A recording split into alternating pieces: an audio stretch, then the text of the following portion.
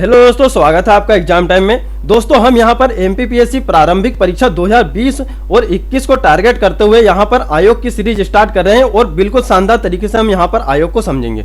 तो पूरे आयोग जो है यहाँ पर मैंने वन लाइनर फैक्ट के रूप में कंप्लीट किए हैं, तो ये आपको यहाँ पर समझना है। देखिए, किसी भी आयोग को पढ़ने से पहले या सिलेबस का कोई भी टॉपिक हो, सबसे पहले एक प्रश्न कीजिएगा कि वो क्या है, उसका उद्देश्य क्या है, उसका कारण क्या है, उसकी विशेषता क्या है, उसके बाद में उसके कार्य क्या है। यानी किसी भी आयोग या कोई भी टॉपिक हो, देखिए कोई भी चीज होती है दुनिया में तो सबके पीछे कुछ ना कुछ कारण होता है। अगर एमपीपीएससी में ये आयोग ऐड किए गए हैं तो इनका भी कुछ कारण है, यानी हमें आगे हमें इनकी जरूरत पड़ सकती है। ठीक है दोस्तों, तो यहाँ पर देखिए हम आयोग को बिल्कुल शानदार तरीके से यहाँ पर कंप्लीट करेंगे। अब देखिए आयोग को हमने क्या करा है, दो कैटेगरी में यहाँ पर बांट लिया है। एक तो होती है संवैधानिक संस्था और एक होती है सांविधिक संस्था। देखिए इनको सिंपल सा समझने का तरीका ये है कि जिनका संविधान में उल्लेख है उन्हें कहते हैं संवैधानिक संस्था और जिनका संविधान में उल्लेख नहीं है तो उन्हें कहते हैं सांविधिक संस्था। अब यहाँ पर एक चीज देखोगे, इसमें आ रहा है विधिक। विधिक मतलब होता है कानून, यानी संसद या फिर राज्य विधानमंडल जो होता है, राज्य विधानमंडल या संसद के द्वारा पारित नियम के अनुसार इन्हें बनाया जाता है। ठीक है दोस्तों, तो इनका संविधान में उल्लेख है। आप सभी को पता है भारत निर्वाचन आयोग, राज्य निर्वाचन आयोग, संघ लोक सेवा आयोग, तो इनकी सबकी यहाँ पर संविधान में अलग अलग अनुच्छेद में इनका वर्णन है, बाकी इनका वर्णन नहीं है। ठीक है, बस इतना सा सिंपल सा आपको यहाँ पर ये ध्यान रखना है। तो इन्हें संवैधानिक, इन्हें सांविधिक संस्था और उसके बाद इन्हें सांविधिक विधि भी कहा जाता है या कानून भी कहा जाता है। तो ये आपको यहाँ पर ध्यान रखना है और बिल्कुल आयोग को हम शानदार तरीके से यहाँ पर पढ़ेंगे। देखिए जैसे कि इसमें कौन कौन सी है, नीति आयोग, मानवाधिकार आयोग, महिला आयोग, बाल संरक्षण आयोग। तो इसी प्रकार के यहाँ पर सांविधिक संस्था ऐड है कुछ और कुछ यहाँ पर संवैधानिक संस्था है। तो दोस्तों अब आ जाते हैं हम भारत निर्वाचन आयोग यानी इलेक्शन कमीशन। तो आपको सबसे पहले क्या ध्यान रखना है कि भारत निर्वाचन आयोग देखते से ही आपको पता रहना चाहिए कि भारत निर्वाचन आयोग आखिर क्यों बनाया गया है। यानी हर प्रश्न में, हर चीज में, हर टॉपिक के हर एक फैक्ट में आपको क्या निकालना है, तो आप आसानी से सिलेबस को कंप्लीट कर लोगे। यानी एक एंजॉयमेंट के साथ हमें यहाँ पर पढ़ना है। और बिल्कुल मैंने यहाँ पर क्या करा है, सारे फैक्ट वाइज ही यहाँ पर मैंने ऐड किए, क्योंकि देखिए लास्ट में जो परीक्षा का जो लास्ट टाइम रहता है वहाँ पर आप मोटी मोटी बुक पढ़ने तो बैठोगे नहीं, आपको जल्दी से रिवाइज करने के लिए कुछ ना कुछ फैक्ट यहाँ पर चाहिए। तो बिल्कुल ये फैक्ट के अलग अलग फैक्ट की गहराई में आपको ले जाऊंगा और इसमें यदि कुछ चीज मैं नहीं बता पाऊँ तो आप मुझे यहाँ पर कमेंट बॉक्स में बता सकते हो।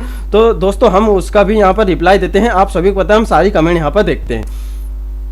दोस्तों हम बात करते हैं इलेक्शन कमीशन।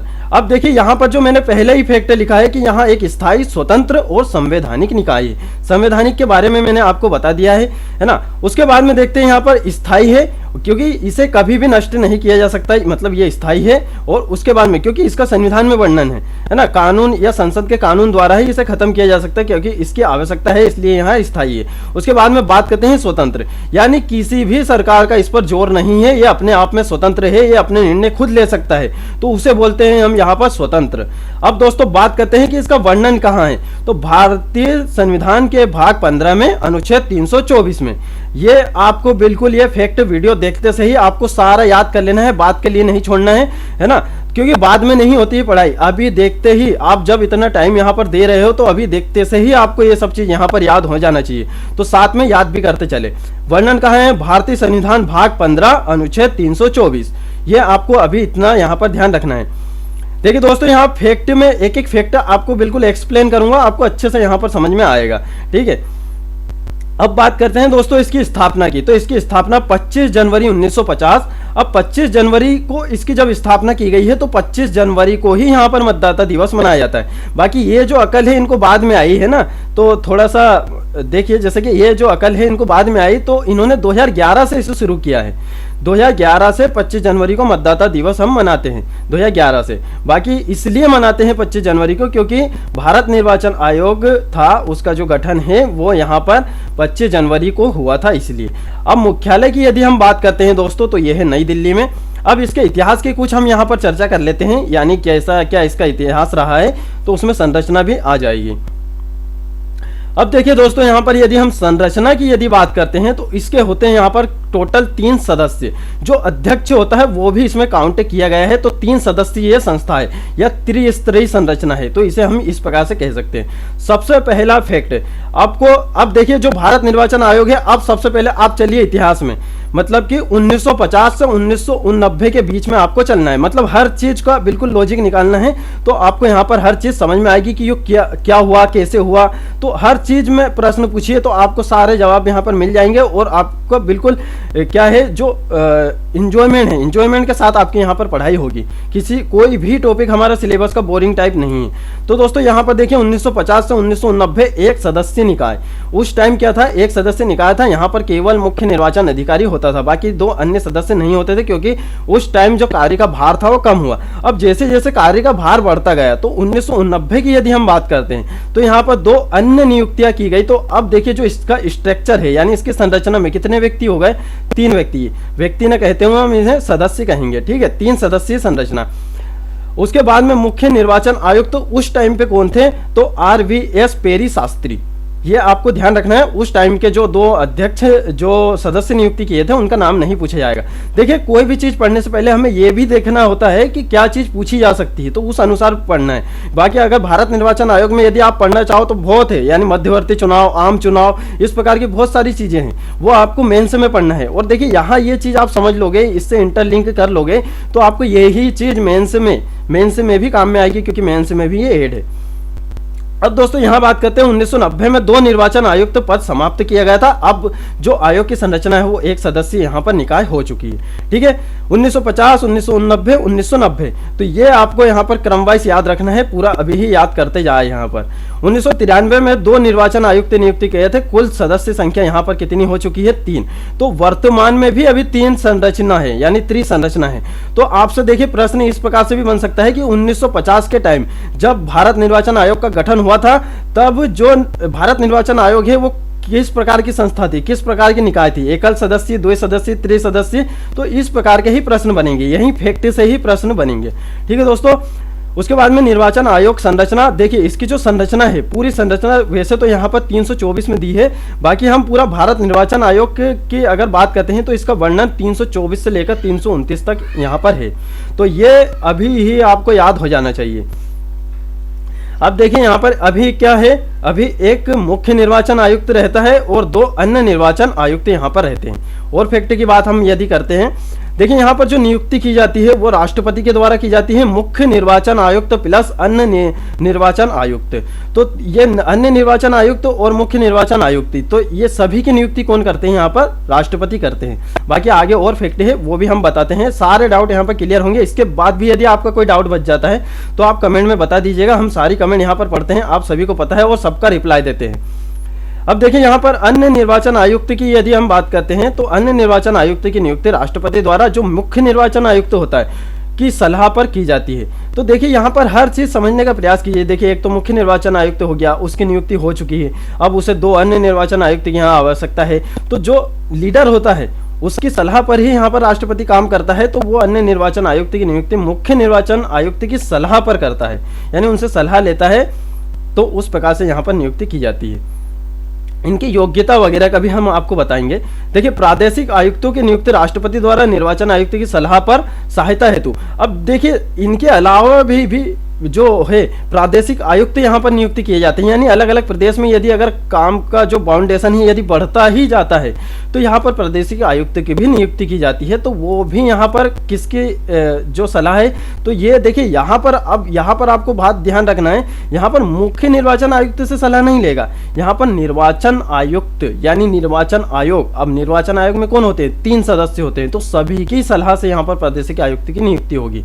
ये आपको ध्यान रखना है। देखिए ये यहाँ पर कंफ्यूजन है, इस टाइप से कंफ्यूजन वाले डायरेक्ट पॉइंट उठाएंगे, उससे ही एक प्रश्न यहाँ पर आपका बना देंगे और उसमें आप कंफ्यूज हो जाओगे। तो यहाँ पर आपको हर एक चीज अच्छे से समझना है। उसके बाद में देखिए निर्वाचन आयुक्त और प्रादेशिक आयुक्तों की सेवा की शर्तें पदावधि राष्ट्रपति द्वारा निर्धारित होती है। देखिए निर्वाचन आयुक्त, इसे निर्वाचन आयोग समझिए, इसमें 3 सदस्य आ गए हैं और प्रादेशिक आयुक्त, तो सभी की सेवा शर्तें और पदावधि तो सबका निर्धारण कौन करेगा, राष्ट्रपति करेगा। यह आपको क्लियर हो गया होगा। अब दोस्तों बात करते हैं कार्यकाल के। जो मुख्य निर्वाचन आयुक्त होता है वो 6 से 65 वर्ष। देखिए इसको इस प्रकार से समझिए, यानी यदि उसकी आयु अगर मान लीजिए कि 50 वर्ष है, 50 वर्ष है, तो वो कितने 56 वर्ष तक यहाँ पर 55 वर्ष तक यहाँ पर कार्य करेगा, यानी उसका जो कार्यकाल है 6 वर्ष का वो उसने पूरा कर लिया। यदि किसी की आयु अगर वो 63 साल में बना है तो उसका जो कार्यकाल है यानी उसका कार्यकाल तो 6 वर्ष का होना था, बाकी उसे 65 वर्ष भी यहाँ पर लिखा है, तो वो कितने सिर्फ 2 साल ही कार्य करेगा। तो ये है, या तो इन दोनों में से कुछ भी कंप्लीट हो जाए, या तो वो 6 साल कार्य कर ले या फिर उनकी उसकी आयु 65 वर्ष हो जाए, यानी 65 वर्ष लास्ट है। यदि उसे 1 साल पहले भी बनाया और उसकी आयु 65 वर्ष हो चुकी है तो वो हट जाएगा। ये आपको यहाँ पर ध्यान रखना है। तो अन्य निर्वाचन आयुक्त में भी इस प्रकार से, अब यहाँ पर आपको ध्यान रखना है ये 62 वर्ष है, ये 62 वर्ष है, 6 से 62 वर्ष। देखिए ये इस प्रकार से याद रखिए। देखिए मुख्य निर्वाचन आयुक्त बड़ा होता है तो उसके लिए बड़ी आयु, और अन्य निर्वाचन आयुक्त छोटे होते हैं तो उनके लिए छोटी आयु यहाँ पर 62 वर्ष। ये आपको इस प्रकार से कुछ भी लॉजिक बना के आप याद रखिए। हमारा जो काम है वो है पीएससी का जो प्रीलिम्स एग्जाम होता है उसे क्रैक करना।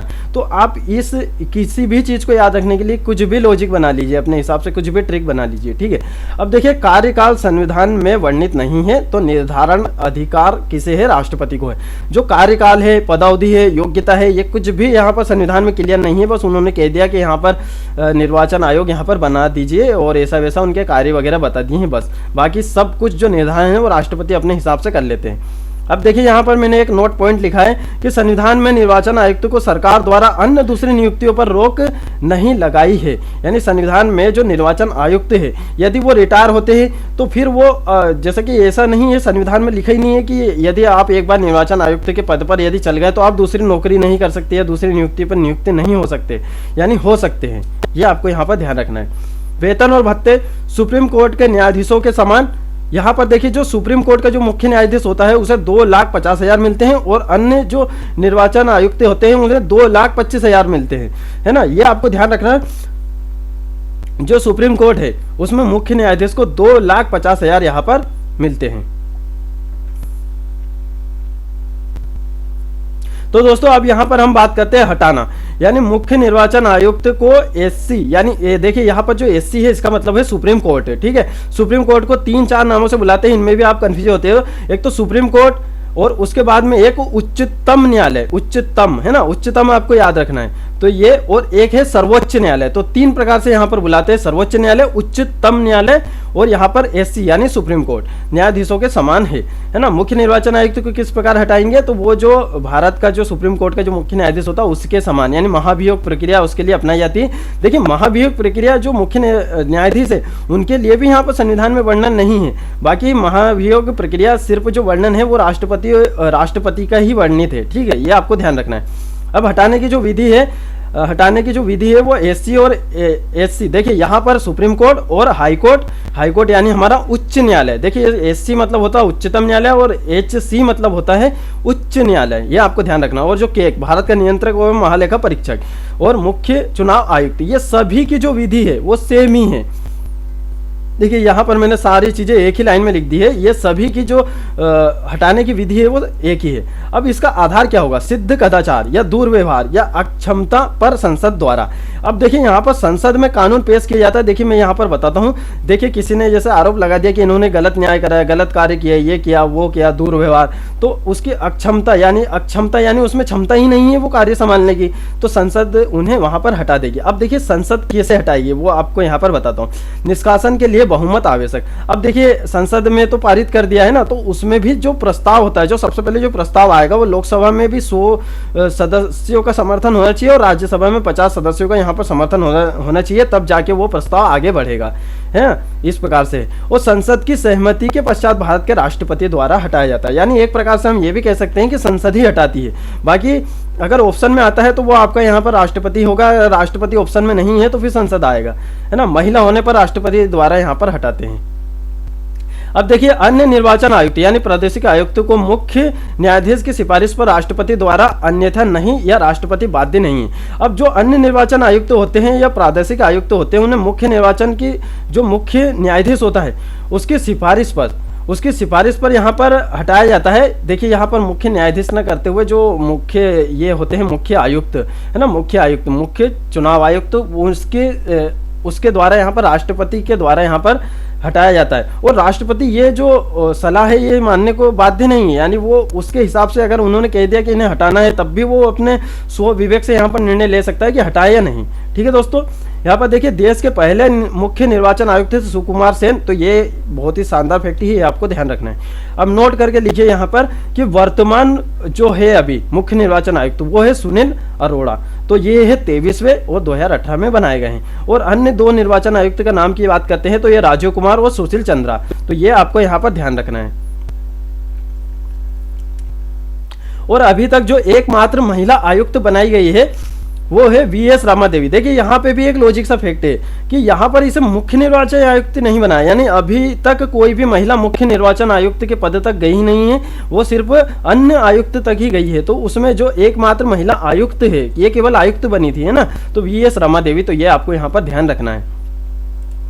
अब दोस्तों हम बात कर लेते हैं कि इनका जो मुख्य कार्य है। देखिए ये वीडियो थोड़ा सा लंबा हो जाएगा, बाकी आपको पूरी चीज यहाँ पर समझ में आ जाएगी। देखिए मुख्य कार्य की हम बात करते हैं तो कार्य देखिए भारत निर्वाचन आयोग है, अपने माइंड में रिकॉल कीजिए कि इनके क्या क्या कार्य होंगे। देखिए चुनाव क्षेत्रों का परिसीमन मतलब होता है भूभाग का निर्धारण, यानी कौन से क्षेत्र पे कराना है, कौन से क्षेत्र पे पोलिंग बूथ लगवाना है, तो इस प्रकार से यहाँ पर इनका निर्धारण किया जाता है। चुनाव करवाना, मतदाता सूची तैयार करवाना, निर्वाचन रद्द करवाना, उसके बाद में निर्वाचन की तिथि, समय सारणी का निर्धारण, नामांकन पत्रों का परीक्षण, नामांकन पत्रों का परीक्षण भी यहाँ पर किया जाता है। उसके बाद में दोस्तों हम देखते हैं कि विभिन्न राजनीतिक दलों को मान्यता प्रदान करना, जितने भी राजनीतिक दल है उसे मान्यता कौन प्रदान करता है, तो वो भारत का जो भारत निर्वाचन आयोग है वही यहाँ पर करता है। आरक्षित चुनाव चिन्ह प्रदान करना, चुनाव चिन्ह भी कौन प्रदान करता है, भारत निर्वाचन आयोग। राजनीतिक दलों के विवाद पर सिविल न्यायालय की शक्ति प्राप्त है, अधिकारी की नियुक्ति। देखिए यहाँ पर इस लाइन को आप अच्छे से समझेंगे। देखिए राजनीतिक दलों में यदि कोई विवाद हो जाता है तो इन्हें सिविल न्यायालय की शक्ति है, यानी ये अगर राजनीतिक दलों में कोई विवाद हो गया तो यहाँ पर हाई कोर्ट या कोर्ट में नहीं जाएंगे, ये अपने विवेक से, स्व विवेक से यहाँ पर निर्णय ले सकते हैं, आपस में खुद यहाँ पर चर्चा करके देख सकते हैं कि इनका क्या करना है, यानी खुद ही यहाँ पर सजा भी सुना सकते हैं, यानी सजा तो नहीं बाकी खुद निर्णय यहाँ पर ले सकते हैं। और अगर जैसे कि मान लो कि अगर उसमें जांच पड़ताल में यदि कोई अधिकारी की नियुक्ति करना हो तो ये खुद से नियुक्ति कर सकते हैं, या राष्ट्रपति से नहीं पूछेंगे, ये फिर खुद ही कर सकते हैं, है ना। अब देखिए राजनीतिक दलों के लिए यहाँ पर आचार संहिता तैयार करना, आचार संहिता अभी आपको पता है कि यहाँ पर अभी पंचायत चुनाव होने वाले हैं, तो ये यहाँ पर आपको सब ध्यान रखना है। राजनीतिक दलों के नीतियों के प्रचार के लिए रेडियो और टीवी कार्यक्रम की सूची बनाना, यानी आप कब किस टाइम कैसा भाषण दोगे, क्या दोगे, ये सब चीज यहाँ पर बताई जाती है, यानी आचार संहिता ही कह सकते हैं हम इसे एक प्रकार से कि आपको क्या करना है क्या नहीं, तो ये गाइडलाइन जो है वो भारत निर्वाचन आयोग द्वारा जारी की जाती है। संसद सदस्यों की निर्भरता अयोग्यता पर राष्ट्रपति को सलाह देना। देखिए निर्भरता मतलब होता है अयोग्यता, यानी वो या तो पागल हो गया हो या दिवालिया घोषित किया हो या फिर कहीं से और से वेतन प्राप्त कर रहा हो, तो संसद सदस्यों की निर्भरताओं पर राष्ट्रपति को सलाह देना, यानी ये राष्ट्रपति को सलाह देते हैं कि ये इस प्रकार से यहाँ पर अयोग्य है। अब देखिए नोट करके एक पॉइंट मैंने यहाँ लिखा है कि जो अनुच्छेद है वो 102 में संसद सदस्यों की निर्भरता है और अनुच्छेद 103 में निर्भरता से संबंधित प्रश्नों पर विनिष्ट, यानी अयोग्यता, पागलपन, दिवालिया, कहीं और से वेतन प्राप्त नहीं करना, इस प्रकार से यहाँ पर वर्णित है। तो दोस्तों आपको ये ध्यान रखना है, यहाँ पर जो अनुच्छेद है 102 और 103, तो ये दोनों अनुच्छेद भी आपको यहाँ पर ध्यान रखना है। ये डायरेक्ट पूछा जा सकता है कि संसद सदस्यों की निर्भरता किस अनुच्छेद के अंतर्गत आती है। ठीक है दोस्तों, अब देखिए यहाँ पर विधानमंडल या राज्य के सदस्यों की निर्भरता से संबंधित प्लस राष्ट्रीय निर्वाचन आयोग सलाह प्लस यहाँ पर है राज्यपाल द्वारा हटाया जाएगा। अब देखिए यहाँ पर आ गई है विधानमंडल। देखिए विधानमंडल है तो ये है राज्यों का विधानमंडल है। विधानमंडल में दो चीजें आती है, देखिए विधानमंडल वो भी होता है संसद वाला, ठीक है। तो यहाँ पर ये राज्यों के विधानमंडल की बात कर रहे हैं, तो अगर राज्यों में सदस्यों की निर्भरता से संबंधित यदि कोई प्रश्न है तो वो क्या करेंगे, राष्ट्रीय निर्वाचन आयोग से सलाह लेंगे, उसके बाद में यहाँ पर राज्यपाल द्वारा हटाएंगे, या यहाँ राष्ट्रपति द्वारा नहीं हटाएंगे, ये आपको ध्यान रखना है। अब बात करते हैं दोस्तों अन्य में, तो यहाँ पर देखिए लोकसभा, राज्यसभा, विधानसभा और विधान परिषद के सदस्य, चाहे राष्ट्रपति हो उपराष्ट्रपति हो, के चुनाव कौन करवाता है, भारत निर्वाचन आयोग। इनके चुनाव के विवाद भी यही निपटाते हैं, चुनाव चिन्ह भी यही आवंटित करते हैं और चुनाव खर्च पर नियंत्रण भी यही करते हैं, ये आपको यहाँ पर ध्यान रखना है। अब देखिए मतदान अनिवार्य आयु, तो मतदान की जो आयु है वो 21 से 18 वर्ष है, तो ये 61वें संविधान संशोधन 1990 द्वारा यहाँ पर है, ये आपको यहाँ पर ध्यान रखना है। स्वतंत्रता हेतु संवैधानिक प्रावधान, ये देखिए यहाँ पर ज्यादा कुछ समझाने का नहीं है, बाकी मैं आपको बता देता हूँ कि निर्वाचन आयोग एक संवैधानिक संस्था है, क्योंकि इसका जो निर्माण है, ये चीज मैं पहले आपको बता चुका हूँ कि ये संविधान के अनुच्छेदों द्वारा इसका निर्माण हुआ है। चुनाव आयुक्तों की नियुक्ति राष्ट्रपति के द्वारा की जाती है और मुख्य चुनाव आयुक्त को महाभियोग प्रक्रिया द्वारा है, ही हटाया जा सकता है ना। मुख्य निर्वाचन आयुक्त का दर्जा जो एससी होता है, यानी जो सुप्रीम कोर्ट के मुख्य न्यायाधीश के समान है। यहाँ पर नियुक्ति पश्चात आयुक्तों का वेतन सेवा शर्तें में अलाभकारी परिवर्तन नहीं हो सकता। सभी आयुक्तों का वेतन भारत की संचित निधि से यहाँ पर दिया जाता है। तो यह आपको यहाँ पर दोस्तों ध्यान रखना है। अब देखिए यहाँ पर हम बात कर लेते हैं संबंधित कुछ अनुच्छेद। आप सभी को पता है 324 से लेकर 329 तक यहाँ पर इसका वर्णन है। अब देखिए यहाँ पर मैंने कुछ ट्रिक लिख दी है, जैसे स्थापना, धर्म, वयस्क, संसद, राज्य, न्यायालय। तो आप इसे यहीं याद कर सकते हो, स्थापना, धर्म, वयस्क, संसद, राज्य, न्यायालय, इस प्रकार से यहाँ पर याद कर सकते हैं। अब देखिए अनुच्छेद 324 की यदि हम बात करते हैं तो अनुच्छेद 324 में देखिए यहाँ पर ये जो ट्रिक है, यहाँ पर ये सब चीज़ के कोड वर्ड मैंने उठा के यहाँ रख दिए, आप अपने हिसाब से कुछ ट्रिक बना सकते हो। अनुच्छेद 324 में है स्थापना, निर्वाचन के अधीक्षण, निदेशन और नियंत्रण आयोग में निहित है।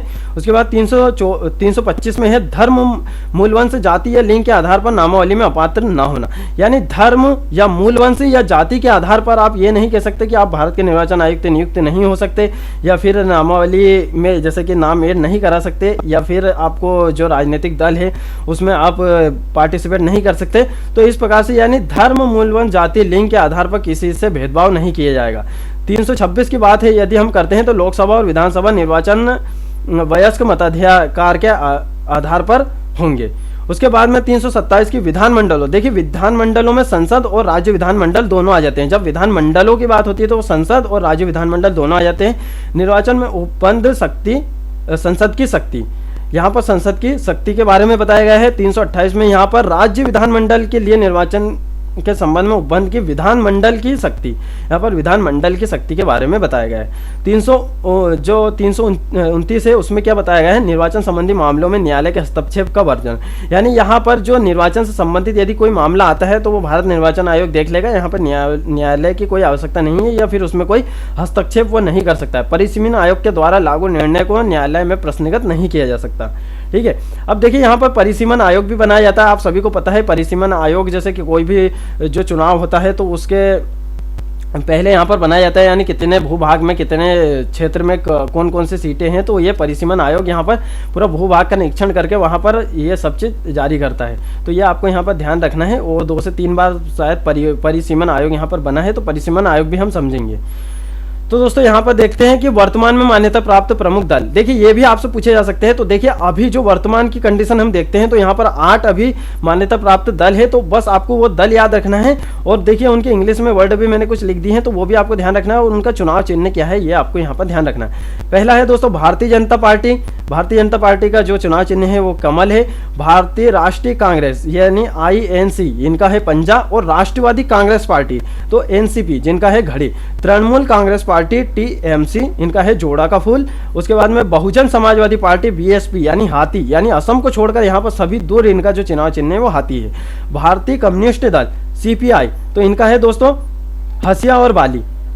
मार्क्सवादी कम्युनिस्ट पार्टी CPM तो इसका हसिया, हथौड़ा और तारा। नेशनल पीपुल्स पार्टी TMC, देखिए इसका अभी मुझे चुनाव चिन्ह नहीं मिला है क्योंकि ये अभी नई ऐड हुई है, तो ये बाकी ये 7 पहले से थी, अभी वर्तमान में 8 है। अब बात करते हैं दोस्तों वर्तमान में भारत में जो राष्ट्रीय दल है वो है 8। क्षेत्रीय दल की यदि बात करते हैं वो है 53, और गैर मान्यता प्राप्त जो दल है वो 2044। तो ये देखिए बहुत ही इंपॉर्टेंट चीजें हैं। अब हमारा यहाँ पर आयोग कंप्लीट हो चुका है, जितने फैक्ट हमें देखने थे देख चुके हैं। अब हम यहाँ पर बात करते हैं नोटेबल फैक्ट है, तो मैंने यहाँ पर कुछ फैक्ट नोट करके रखे हैं, तो ये आपके लिए बहुत जानकारी लायक है, ये आपसे पूछे जा सकते हैं, इनसे डायरेक्ट प्रश्न बनेगा। देखिए 10वें मतदाता दिवस का आयोजन 25 जनवरी 2020 को किया गया था, और उसकी जो थीम है उसकी थे सशक्त लोकतंत्र के लिए निर्वाचन साक्षरता। अब आपको 2021 का जो निर्वाचन है वो होगा, तो उसकी भी आपको यहाँ पर थीम याद करना है। ठीक है दोस्तों, सशक्त लोकतंत्र के लिए निर्वाचन साक्षरता, ये आपको ध्यान रखना है, 2020 के लिए ये थीम थी। अब देखिए यहाँ पर संविधान में निर्वाचन आयोग हेतु कार्यकाल, योग्यता और शपथ का प्रावधान नहीं है, यानी उनका कितना कार्यकाल रहेगा, उनकी कितनी योग्यता रहेगी, क्या क्या योग्यता रहेगी, और उनकी शपथ का कोई प्रावधान नहीं है। उसके बाद में यहाँ पर पदावधि का भी कोई प्रावधान नहीं है, तो ये आपको ध्यान रखना है, इनसे ही डायरेक्ट प्रश्न बन सकते हैं। कार्यकाल पदावधि का वर्णन नहीं है, और कार्यकाल के बाद नियुक्ति पर कोई रोक नहीं है, यानी कार्यकाल समाप्त होने के बाद यदि उनकी और कहीं नियुक्ति होती है तो उस पर भी कोई रोक नहीं है। यहाँ पर सभी आयुक्तों को पुनः नियुक्त हो सकती है, पुनः नियुक्ति उनकी हो सकती है, सेवानिवृत्ति के बाद अन्य पदों पर भी वो जा सकते हैं। और देखिए यहाँ पर है सभी आयुक्तों को, ये तो हो गया, सभी आयुक्त राष्ट्रपति के प्रसाद पर्यंत कार्य नहीं करते, यानी इनके प्रसाद पर्यंत कार्य नहीं। अब देखिए प्रसाद पर्यंत का मतलब ये है कि राष्ट्रपति जब चाहे जब इन्हें हटा नहीं सकता, क्योंकि आप सभी को पता उनकी जो हटाने की प्रक्रिया है वो कैसी है, बिल्कुल जो सुप्रीम कोर्ट का न्यायाधीश होता है उस प्रकार से है। तो राष्ट्रपति के प्रसाद पर्यंत तो हुआ ही नहीं, क्योंकि संसद में एक अध्यादेश पारित होगा, फिर वो राष्ट्रपति उस पर साइन करेंगे, उस प्रकार से। बाकी आप राज्यपाल का देखोगे तो राज्यपाल क्या होते हैं, राष्ट्रपति के प्रसाद पर्यंत यहाँ पर कार्य करते हैं। उनका कार्यकाल भले ही निर्धारित है, बाकी वो राष्ट्रपति के प्रसाद पर्यंत कार्य करते हैं। वो चाहे तो 1 साल यहाँ पर कार्य किया, उसके बाद में किसी दूसरे राज्य का उन्हें राज्यपाल बना देंगे, तो वो होता है प्रसाद पर्यंत, यानी राष्ट्रपति की इच्छा अनुसार। तो राष्ट्रपति की इच्छा अनुसार यहाँ पर नहीं चलते हैं। उसके बाद में राष्ट्रपति शासन अनुच्छेद 356 के तहत लगता है। तो 1 वर्ष समाप्त होने पर चुनाव हेतु राष्ट्रपति से सलाह लेना, यानी कहीं पे भी अगर राष्ट्रपति शासन लगा है तो वहां पर 1 साल तक तो कुछ नहीं करेंगे, 1 साल बाद वहां पर चुनाव आयोग राष्ट्रपति से सलाह मशवरा करेगा कि यहाँ पर चुनाव करवाना है या नहीं करवाना है। तो इस प्रकार से यहाँ पर है। उसके बाद में जमानत राशि, देखिए जमानत राशि वो होती है जैसे कोई भी चुनाव चिन्ह आप लड़ने जाते हो तो आपको कुछ पैसे वहाँ पर जमा करने होते हैं, तब आपको चुनाव में खड़ा होने दिया जाता है ना। तो उसी प्रकार से यहाँ पर जमानत राशि है कि लोकसभा में सामान्य उम्मीदवार के लिए यहाँ पर 25,000 रुपये है, और जो भी ST/SC उम्मीदवार है तो उनके लिए यहाँ पर 12,000 रुपये है, यानी वो 12,000 रुपये देंगे और चुनाव लड़ सकते हैं। चुनाव नहीं, यानी उम्मीदवार की ये जो है वो जमानत राशि है। चुनाव जमानत राशि है। विधानमंडल में सामान्य उम्मीदवार के लिए यहाँ पर 11,000 रुपये है, और SC और ST के लिए यहाँ पर है 5,000 रुपये। ठीक है दोस्तों, किसी प्रत्याशी को चुनाव में पड़े वैध मतों का न्यूनतम 1/6 मत प्राप्त नहीं तो जमानत राशि जब्त। यानी देखिए आप चुनाव लड़ने तो गए हैं, यानी जैसे कि आप चुनाव लड़ने गए हैं, ये जो लोकसभा विधानसभा के जो चुनाव होते हैं उनमें यदि आप चुनाव लड़ने गए हैं, आपका कुल मत का अगर 6 में से 1 भाग भी नहीं आया, यानी मान के चलिए कुल 6 मत है, तो 6 मत में से आप केवल एक वोट भी प्राप्त नहीं करवाए तो आपकी जो जमानत राशि है ये पूरी जब्त कर ली जाएगी, यानी आपको इसमें से पैसा नहीं दिए गए, यानी एक बार आपका पैसा गया तो गया। ठीक है। निर्दलीय प्रत्याशी के नामांकन में न्यूनतम 10 प्रस्तावक होनी चाहिए। अब देखिए निर्दलीय, देखिए कोई बीजेपी से, कोई कांग्रेस से, कोई अन्य पार्टी से उठता है ना, तो हम यहाँ पर राजनीतिक चीज़ों की यहाँ पर बात नहीं करेंगे, यानी किसी भी पार्टी से यदि कोई व्यक्ति उठता है तो उसे कोई प्रस्तावक की आवश्यकता नहीं होती। यानी आप अगर खुद के दम पर यानी अकेले या निर्दलीय उठ रहे हैं तो आपको कम से कम 10 प्रस्तावक की तो यहाँ आवश्यकता होगी। उसके बाद में दोस्तों यहाँ पर देखते हैं भारतीय संविधान या राष्ट्रीय ध्वज का अपमान करने या राष्ट्रीय गान में बाधा डालने वाले 2 सिद्ध व्यक्ति को 6 वर्ष तक लोकसभा और विधानसभा का चुनाव नहीं लड़ सकता, यानी वो 6 वर्ष तक विधानसभा या लोकसभा का चुनाव नहीं लड़ सकता है, बाकी पंचायत चुनाव वो लड़ सकता है। देखिए जो फैक्ट लिखा है बस उस पर ही हम बात करते हैं। तो दोस्तों यहाँ पर हमारा कंप्लीट हो चुका है। अब जो हम कल देखेंगे, तो कल हम यहाँ पर देखेंगे दोस्तों, यहाँ पर कल देखेंगे राज्य निर्वाचन आयोग। तो सारे आयोग हम डेली वाइज सब सारे आयोग चलेंगे, सारे आयोग के फैक्ट यहाँ पर कंप्लीट करेंगे। तो दोस्तों यहाँ पर देखिए जैसे कि यहाँ पर मैंने सारे फैक्ट यहाँ पर कंप्लीट कर लिए हैं, इसके बाद में यदि कुछ लगता है तो मैं और फैक्ट इसमें ऐड कर दूंगा, बाकी इतना सफिशियंट है, आप इतना ही यहाँ पर ध्यान रखो, क्योंकि पूरे 15 आयोग है, 15 आयोग में क्या क्या चीज़ आप याद रखोगे तो इनके अनुच्छेद ये सब चीज़ आपको अच्छे से यहाँ पर ध्यान रख लेना है। ठीक है दोस्तों, मिलते हैं फिर नेक्स्ट वीडियो में आयोग के साथ, और आप चाहे तो हमारे टेलीग्राम चैनल से जुड़ सकते हैं, हमने डिस्क्रिप्शन में लिंक देकर रखे हैं, और बहुत ही शानदार यहाँ पर सीरीज चलती रहेगी दोस्तों। पूरे मैं जितना भी MPPSC का प्रीलिम्स है वो सारी चीज़ें यहाँ पर फैक्ट वाइज ही लाऊंगा, क्योंकि मुझे फैक्ट वाइज ही पढ़ना अच्छा लगता है, और मैं फैक्ट वाइज ही लाऊंगा, क्योंकि हमें वहाँ पर अब देखिए यहाँ पर कॉपी का फॉर्मेट भी छोटा कर दिया गया है, तो हमें हर चीज़ बिल्कुल टू द पॉइंट ही पढ़ना है, ज़्यादा डीप में जाना ही नहीं है। ठीक है, ज़्यादा डीप में समझने के लिए यदि आपका जैसे UPSC में ऑप्शनल होता है, तो जैसे आपका हिस्ट्री ऑप्शनल है तो आपको फिर डीप में जाने की आवश्यकता है। बाकी यहाँ पर जितना पूछा जाता है, जितना सिलेबस में दिया है, जिस प्रकार से क्वेश्चन आते हैं, पुराने क्वेश्चन पेपर भी आप लगा लीजिए, उसी प्रकार से हमें यहाँ पर पढ़ना है। ज़्यादा चीज़ें पढ़ने से सिलेक्शन नहीं होता है, अच्छी और सटीक चीज़ें यहाँ पर पढ़ने से सिलेक्शन होता है। तो ये बात आप अच्छे से यहाँ पर ध्यान रखोगे। ये प्रयास दोस्तों आपको कैसा लगा आप बता सकते हो, और मिलते हैं फिर नेक्स्ट वीडियो में।